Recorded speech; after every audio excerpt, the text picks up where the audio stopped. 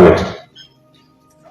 Think about how many hospitals this money could build and equip, roads, schools, or other critical service delivery areas. There's no way this country's resource envelope will benefit the city for as long as a huge portion of this money is lost to thieves at different levels in government. It is no wonder the government is proposing to increase taxes on certain commodities and services, which are going to further burden the population that is already not seeing adequate service delivery for the tax money that they pay currently. We need to save this money that is stolen by the thieves. That way we don't have to dig deeper into the pockets of the struggling citizenry. As we speak, ladies and gentlemen, traders downtown fighting against high taxes. Their businesses are crumbling. They borrow money to start businesses and they struggle every step of the way. And government is tightening the noose around them. We need to listen and respond to the cries of the citizens of Uganda. And we want to join the traders and all other Ugandans that are saying it's not right for us to put a chokehold on the citizenry, and yet they struggle to see service delivery at the end of the day. And yet they see this money that they give in taxes being stolen. And that's why the traders are saying no. And we want to encourage them as citizens of this country to speak out. And so we do support their peaceful demonstration to say this is wrong, enough is enough. Ladies and gentlemen, in line with our mandate of keeping the government in check, we pledge to relentlessly expose this corruption in whichever government entity it exists, and regardless of who is involved in this corruption. The opposition has chosen an approach to resource allocation that places human rights at its very core. We believe that access to basic necessities such as clean water, healthcare, education, housing, shelter, and social protection is not a luxury, but an inalienable right bestowed upon every citizen of Uganda. By prioritizing the allocation of resources towards these fundamental needs, we not only empower communities to withstand the trials they face, but also reaffirm our dedication to upholding the dignity of each and every Ugandan citizen. A review of the government's budgeting process has consistently uncovered apparent misappropriation and misallocation of resources, notably through program-based budgeting. This has reaffirmed our determination to prepare the opposition budget for the fiscal year 2024-2025. This budget is more than simply a financial plan. It illustrates our commitment to strengthening communities through effective service delivery. As the opposition, we don't simply oppose, we offer alternatives.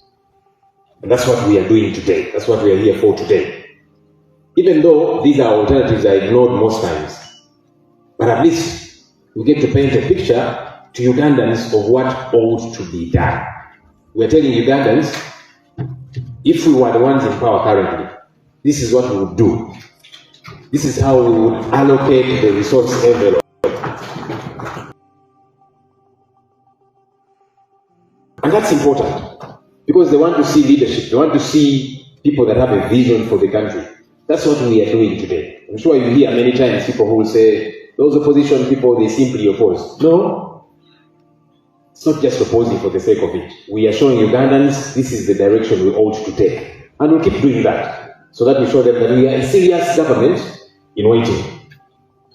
Honorable colleagues and esteemed guests, the human rights-based approach that we have adopted forms the foundation of our alternative budget, demonstrating our consistent commitment to defending the basic freedoms and rights of every Ugandan citizen. We hope that by adopting this approach, the budgeting process will become an effective instrument for social justice and equitable development. Therefore, In order to ensure that no one is left behind, it is imperative that government allocates resources in a manner that promotes accountability and transparency. That's something that we are pushing for and will keep pushing and will not stop. There are voices that might try to silence us, but it's our duty to make sure that government is accountable, to make sure that every penny of tax money that is paid by Ugandan citizens is put to proper use. Honorable colleagues, at the heart of our responsibilities as elected representatives to hold the government accountable and ensure that the allocation and utilization of resources are in alignment with the genuine needs and aspirations of the citizenry. We've got to prioritize. Sometimes it looks like government has got its priorities the wrong side up in the way they allocate resources. We want to show them the priority areas that we need to focus on. That healthcare is important. That education is important. If we want to secure the future of Ugandans, we must begin with the young people today who are in school. Just look at the pennies that are allocated to UPE, and you see how there is no prioritization. How do you secure the future of young people who are studying under trees, who have one teacher teaching all subjects in a class?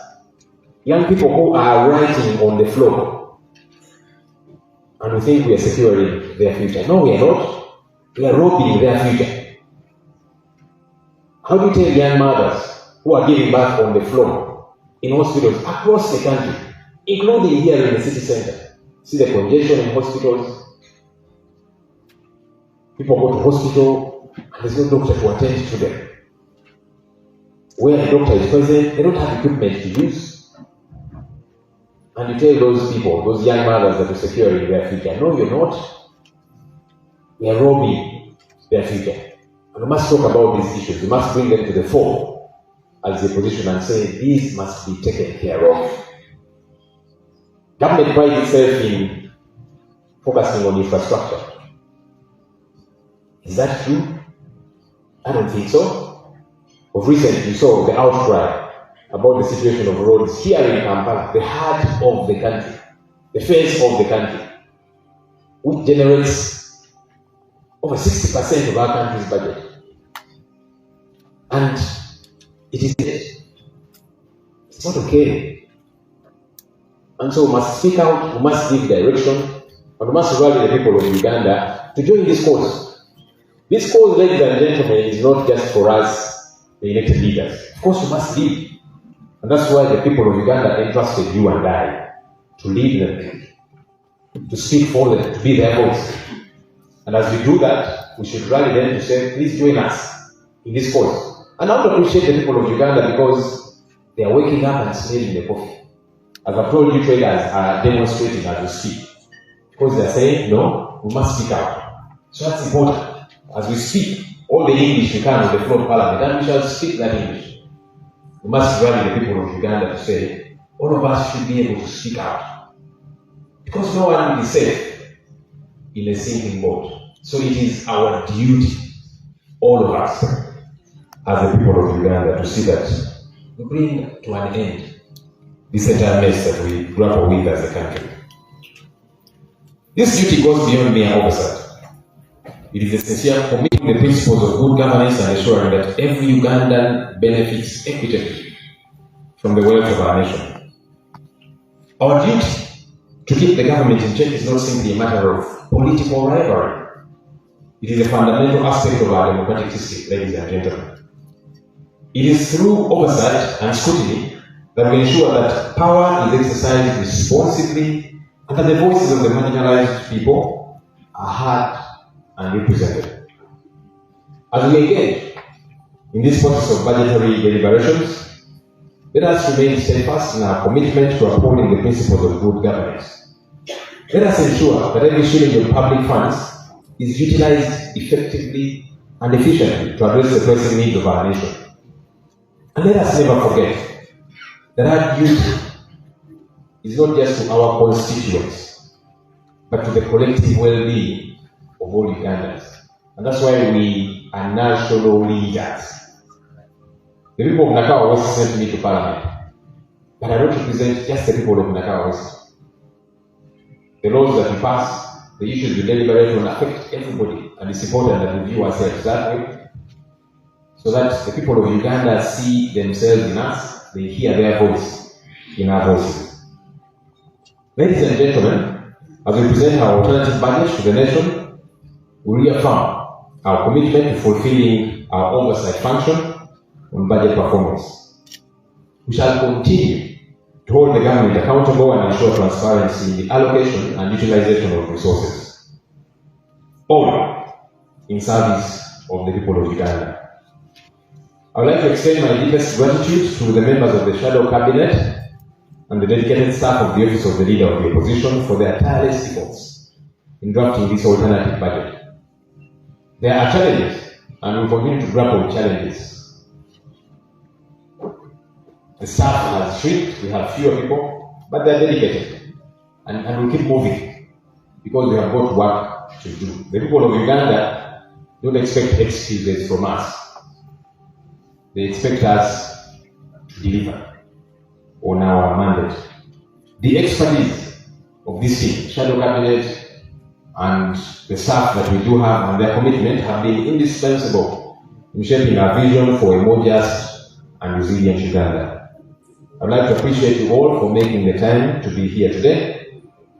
Thank you, ladies and gentlemen, for God and my country.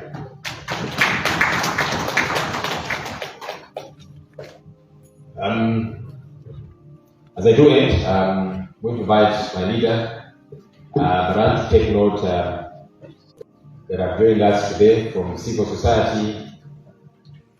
Civil society plays a very critical role, and it's important that we all join in hands. As I have said, the struggle we are involved in to see a better country is for all of us. It is for leaders, it is for civil society, it is for ordinary folks out there, it is for the traders, it is for the ordinary people, everybody. And so we do appreciate you. I will be taking note of each one by name. Our Shadow Minister for Information at some point will take note of each one of them, but we do appreciate you for coming. Ladies and gentlemen, do allow me to invite our OB. He's not only a leader, but he's an OB in this field. As we were walking down the stairs, he was reminiscing about his time in this field, especially during the Project Water Call, talking a lot about that.